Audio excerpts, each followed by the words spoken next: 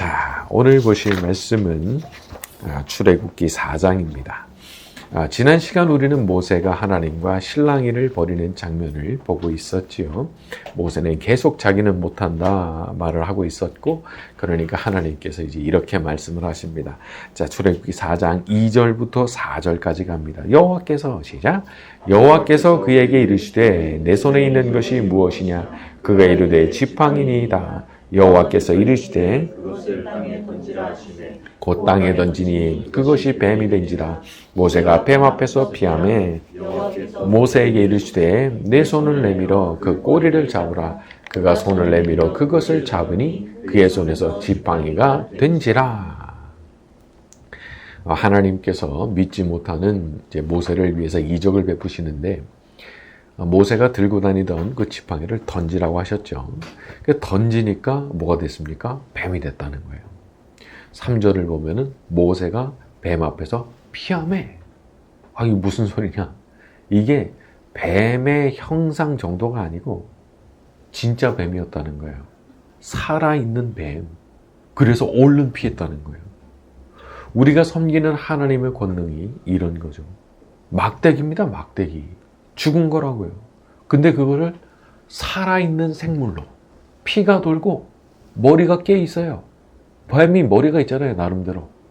그런 생물로 하나님께서 그냥 만들어 버리신 거예요. 그러니까 그게 가능한 분이 우리가 섬기는 하나님이신 거죠.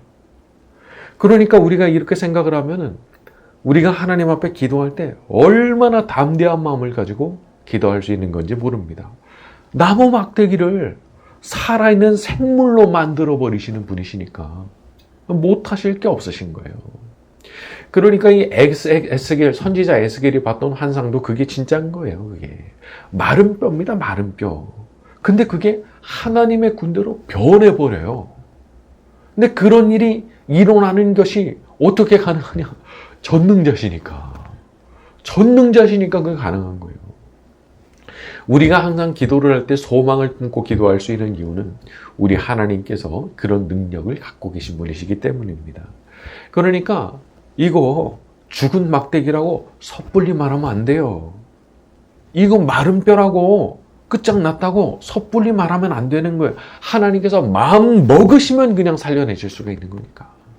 이건 인간의 능력으로 되는 게 아니니까. 오늘 밤 우리가 엎드려 기도할 때 죽은 막대기가 살아있는 생물이 되고 마른 뼈가 하나님의 군대로 살아나는 것 같은 그런 역사가 나타나게 되기를 바랍니다. 자, 그리고 다음으로는 하나님께서 모세에게 명을 하시는데 4절을 보니까 내 손을 내밀어 그 꼬리를 잡으라 말씀하셨어요. 꼬리. 이게 사실 굉장히 좀 떨리는 말씀이죠. 아니, 내가 그 입장을 하고 생각을 해보세요. 아니, 뱀 대가리를 탁 잡으라고 그래도 그게 얼마나 어려운 일이에요. 근데 꼬리를 잡으면, 아니, 몸을 휙 돌려서 물면 어떻게 할 거예요? 근데 또 놀랍게도 모세가 보면은, 그것도 순종을 해요. 그 순종을 정말 망설이다 했겠죠. 그 뱀 꼬리 잡는 게 쉬운 일입니까? 근데 그걸 탁 잡은 그 순간 즉시로 그게 지팡이로 변했다는 거 아니에요. 얼마나 이게 어안이 벙벙한 일이잖아요. 아마 자기 손에 잡혀있는 그 지팡이를 보고 모세가 어떤 얼굴을 했을지 참 그림이 그려지는 거예요. 여러분, 하나님께서 우리에게 참 위험해 보이는 일을 시키실 때가 있습니다. 내가 저걸 어떻게 하나? 저거 잘못하면 내가 나 진짜 큰일 나는 건데, 그런 생각이 드는 일. 그런데 하나님께서 그런 일을 시키실 때는 다 생각이 있으신 거죠. 순종하는 그 순간 그 위험했던 뱀이 지팡이로 확 바뀌는 것처럼 그런 것을 하나님은 준비하고 계시는 거거든요. 근데 우리가 그걸 미리 보지 못하기 때문에 굉장히 두려워하는 거예요. 우리는 좀 더 하나님께서 우리 삶에 일으키시는 기적에 대해서 익숙해질 필요가 있는 것 같아요. 얼마든지 하시는 겁니다. 지팡이를 뱀으로 바꿔버리는 일도 하시고, 살아있는 뱀을 지팡이로 바꾸는 일도 하시고, 하나님께서는 뭐든지 능히 하시는 분이시니까. 그러니까 우리가 그냥 고민거리가 있잖아요. 고민하지 마세요. 그냥 하나님께 올려드리는 거예요. 고민하는 게 아니에요. 고민거리가 있잖아요. 내가 막 움켜쥐고 그거 머리 싸매고 그럴 필요가 없는 거더라고요. 그냥 맡겨야 되는 거더라고요. 고민거리가 만들어지는 즉시 저는 하나님께 올려드립니다. 그런 기도가 필요하다 말이에요. 그분께서는 바꾸실 수가 있으니까. 죽은 것을 살리시기도 하고 산 것을 죽이기도 하시는 그 하나님의 능력이 오늘 기도하는 우리들의 삶에도 나타나게 되기를 바랍니다. 자, 우리 5절부터 7절까지 갑니다. 이는 그들에게 시작. 이는 그들에게 그들의 조상의 하나님 곧 아브라함의 하나님, 이삭의 하나님, 야곱의 하나님 여호와가 내게 나타난 줄을 믿게 하려 함이라 하시고 여호와께서 또 그에게 이르시되 내 손을 품에 넣으라 하시며 그가 손을 품에 넣었다가 내어보니 그의 손에 나병이 생겨 눈같이 된지라. 이르시되 내 손을 다시 품에 넣으라 하시매 그가 다시 손을 품에 넣었다가 내어보니 그의 손이 본래 살로 되돌아왔더라. 하나님께서 또 하나의 이적을 보여주시는데 이번에는 살에 나병이 생기게 하시기도 하고 나병이 순식간에 사라지기도 하고 그런 이적을 보여주셨습니다. 이걸 보면 우리가 섬기는 하나님 앞에 병 낫기를 구한다는 게 이거 정말 필요한 일이구나라는 것을 알 수가 있죠. 하나님께서 낫게 하십니까? 낫게 되는 거예요. 방법, 절차 없어요. 갑자기 생기고 갑자기 없어지기도 하고. 하여튼 이 장면에서 보여주신 거는 너무 희한한 거죠. 물론 이런 것들이 일반적인 건 아닙니다. 대개의 경우는 하나님께서 우리들에게 허락하신 의술의 방법과 절차를 따라서 낫게 하시는 게 일반적인 거죠. 그런데요, 아주 예외적으로 사실 어떤 때는 하나님께서 그 마음을 딱 먹으시잖아요. 그러면은 의학적으로 불가능해 보이는 일이 나타나기도 하는 거죠. 여기 나오는 것처럼 그냥 나와버린 거예요. 후대에 나오게 되는 그 아람의 나아만 장군 같은 경우 또 어때요? 요단강에 몸을 7번 담갔는데 그 썩어 들어가던 살이 아이의 살같이 변했다고 그랬거든요. 아니 강물에 몸 담그는 게 뭔데요? 그런데 하나님께서 그냥 그 방법을 사용하시니까 그 썩어 들어가던 살이 아이의 살같이 변했다는 거 아니겠어요? 그러니까 하나님께서는 그냥 원하시는 대로 다 이루시는 분이신 거예요. 원하시는 대로. 그러니까 그분께 오케이 사인을 받는다고 하는 게 얼마나 중요한 일인지. 그분이 오케이 하시면 되는 거니까. 그래서 우리가 병 낫기를 위해서 기도할 때 그만하라고 하실 때까지 기도하는 겁니다. 사도 바울처럼 내 은혜가 내게 족하다. 그러니까 더 이상 기도하지 마라. 하시기 전까지는 난 무조건 기도하는 거예요. 낫게 하실지 말지 내가 어떻게 알아요? 모르니까요. 낫게 해주실지 아닐지 모르잖아요. 혹시 내가 기도의 분량이 안 차서 그런 걸 수 있잖아요. 그러면 나 그거 채워야 되잖아요. 그러니까 사도 바울처럼 그만해 나의 은혜가 내게 족하고 네가 약한 데서 더 강한 것을 경험하게 되는 거예요. 말씀하시기 전까지는 나는 그냥 미친 것 같이 기도하는 거예요. 아주 어린애 같은 심정으로 기도하는 거예요. 오늘 밤 우리가 기도할 때 하나님의 낫게 하시는 역사가 우리의 몸에 그리고 우리가 중보기도를 드려드리는 그분들의 몸에 나타나게 되기를 바랍니다. 자, 우리 8절과 9절로 갑니다. 여호와께서 시작. 여호와께서 이르시되 만일 그들이 너를 믿지 아니하며 그 처음 표적의 표징을 받지 아니하여도 나중 표적의 표징은 믿으리라. 그들이 이 두 미적을 믿지 아니하며 내 말을 듣지 아니하거든 너는 나의 강 물을 조금 떠다가 땅에 부으라. 내가 또 나의 강물이 땅에서 피가 되리라. 여기를 보면은요, 하나님께서 세 번째 이적까지 준비를 해두십니다. 두 가지 이적을 보여주셨을 때 믿는 사람들이 분명히 있었을 거예요. 근데 어떤 부류들은 또 안 믿는 사람이 있었던 거거든요. 그러니까 그 말도 듣지 않으면은 세 번째를 보여줘라 이렇게 준비해 주신 거죠. 근데 가만 생각을 해보면 말이죠. 이렇게 확인시켜 주시는 거 딱 세 번까지예요. 세 번까지예요. 하나님께서 믿음이 연약할 때는 긍휼히 여기시기 때문에 봐주시는 게 있습니다. 그 사인 주시죠. 내가 이거 보여줄 테니까 믿음 가져.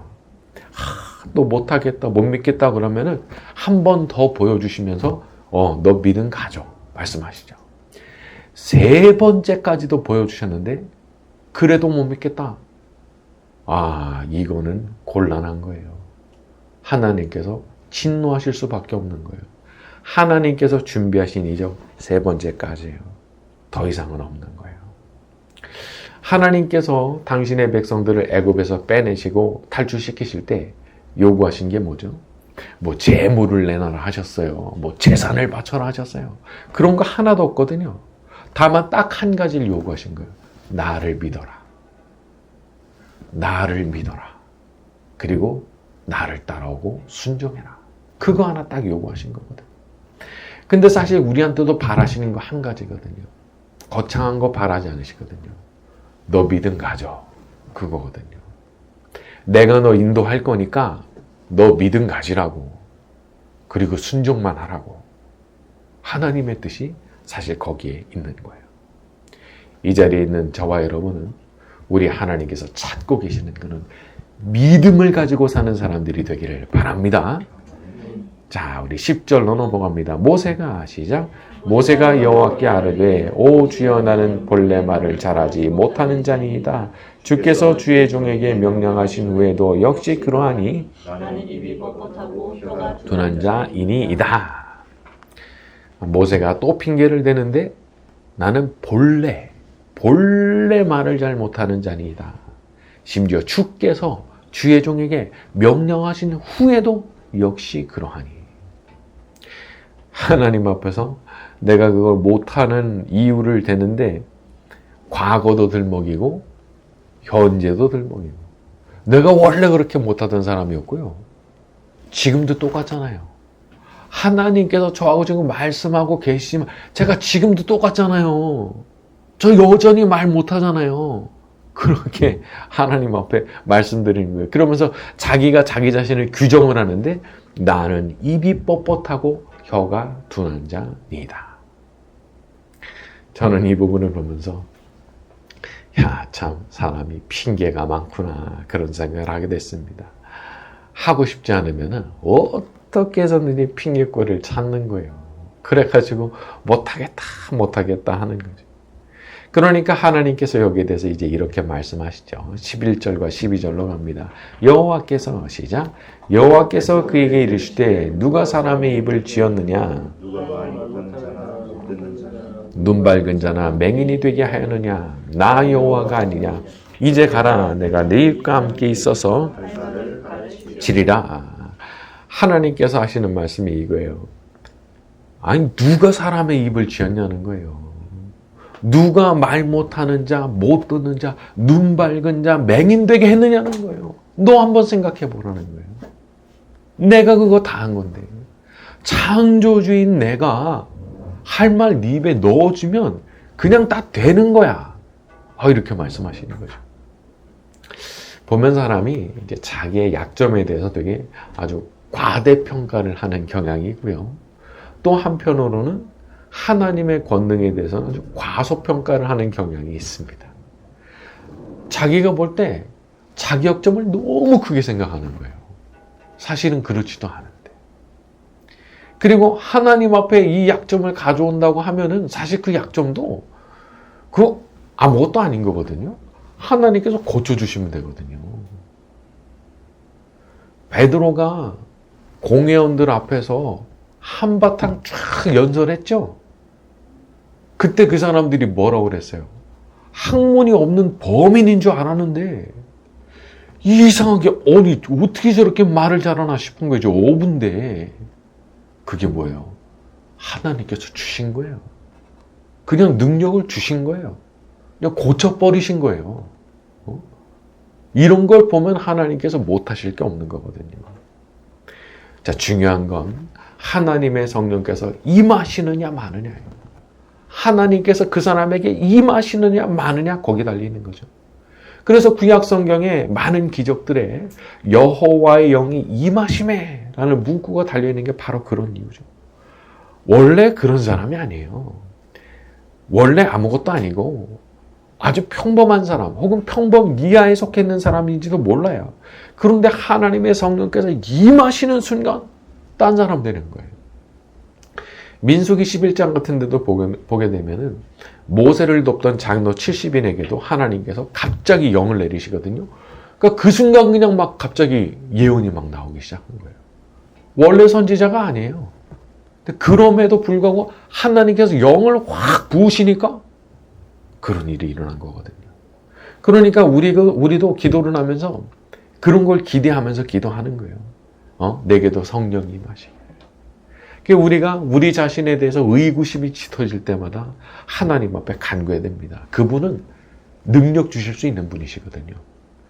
그분은 진짜 나한테 능력 주실 수 있는 분이시거든요.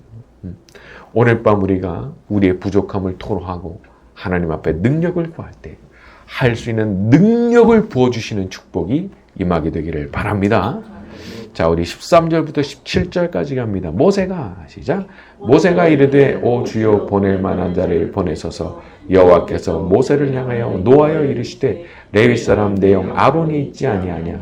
그가 말 잘하는 것을 내가 아노라. 그가 너를 만나러 나오나니 그가 너를 볼 때 그의 마음에 기쁨이 있을 것이라. 너는 그에게 말하고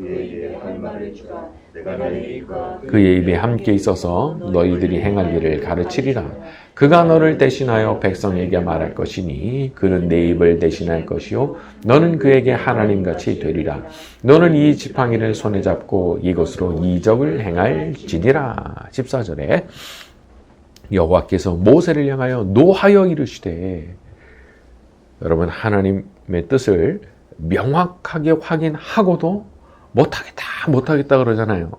하나님 진노하십니다. 앞으로 내가 볼 때 여기 순종하면은 나 이제 고생문 열렸어. 나 이제 내가 그거 어떻게 감당하지? 그런 생각을 해가지고 거절을 했다고 칩시다.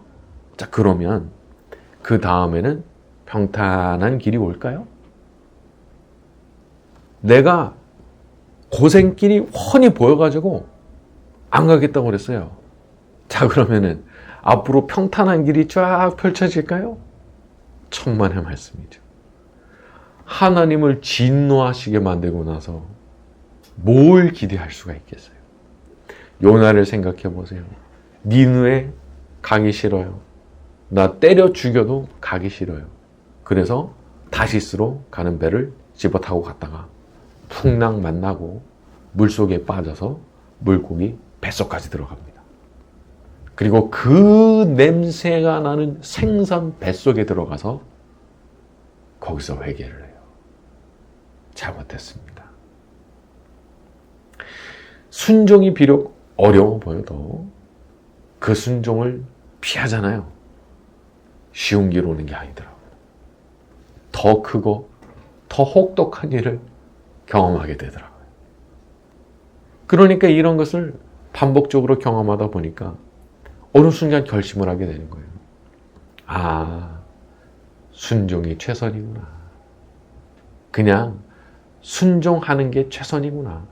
내가 미래를 모르지만은 내가 일단 순종하면 하나님께서 나머지는 책임지실 거니까. 요나도 니느웨 그렇게 가기 싫어했지만 니느웨 가가지고 내키지 않는 태도로 했겠죠. 그랬더니 회개하라 선포를 했는데 나라 전체가 회개하는 일이 일어났잖아요. 그러니까 내가 상상도 못했던 일이 그 순종을 통해서, 순종을 행하기 전에는 전혀 안 보였던 그것이 순종하면서 그냥 길을 확 열어버리는데 그 펼쳐지는 장면이 내가 생각도 못했던 장면이 펼쳐지는 거죠. 우리는 사실 미래의 일을 알지 못합니다. 그래서 순종이 어려운 거예요. 달리 어려운 게 아니더라고요. 내가 미래를 모르거든요. 그러니까 이 순종이 너무 어려운 거예요. 안 보이는데 순종해야 되니까. 이제 고생문 열렸구나. 이제 죽었구나. 그 생각만 드니까. 하지만 이 자리에 모세도 얼마나 순종을 망설이고 거부해요. 결국에는 하나님 진노하신 것까지 보고 나서 그냥 마지못해 순종을 했잖아요. 하지만 그 순종을 통해서 어떤 일을 경험하죠? 전무후무한 하나님의 10가지 재앙을 직접 경험하고 홍해가 갈라지는 사건의 중심에 딱 서 있는 그런 사람이 됐던 거거든요. 저와 여러분도 명확하게 드러나는 하나님의 뜻 앞에 서게 되면 항상 순종을 통해서 놀라운 간증거리들을 경험하게 되기를 예수님의 이름으로 축원합니다.